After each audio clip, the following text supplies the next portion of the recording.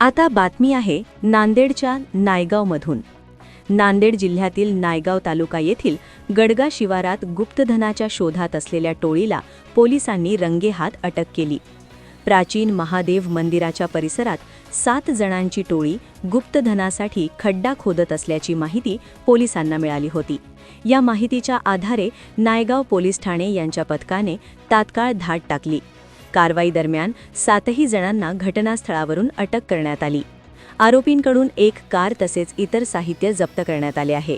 या प्रकरणी पोलिसांनी जादूटोणा प्रतिबंधक कायद्यानुसार गुन्हा दाखल केला आहे। विशेष म्हणजे या टोळीत एका महिलेचाही समावेश असून काही आरोपी तेलंगणा राज्यातील असल्याची माहिती पोलिसांनी दिली। पुढील तपास सुरू आहे। Bureau report GK news, Nanded, Naigaon.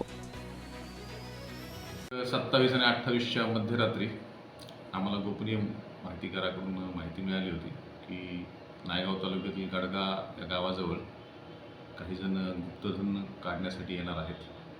त्या माहितीनुसार आमचे PSI तोटेवाड साहेब, संजय चरकुलवार, बालाजी शिंदे, ज्ञानेश्वर बोईनवाड आणि आमचे होमगार्ड भालेराव आणि दासरवाड अशी आमची टीम त्या ठिकाणी गेली।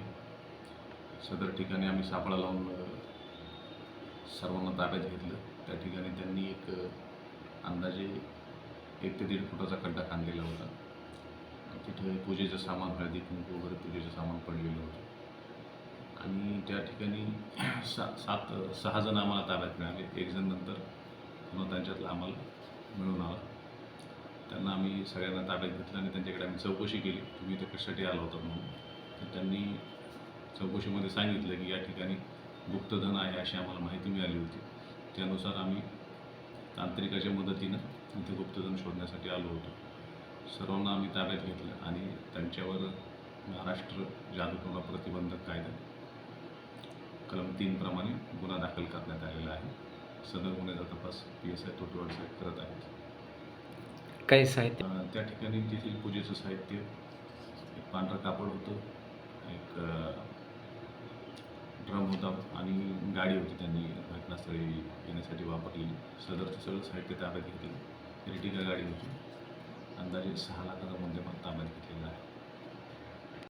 तुम्ही पाहत आहात महाराष्ट्राच्या कुशीतलं GK न्यूज मराठी, सात जनतेची, भूमी महाराष्ट्राची।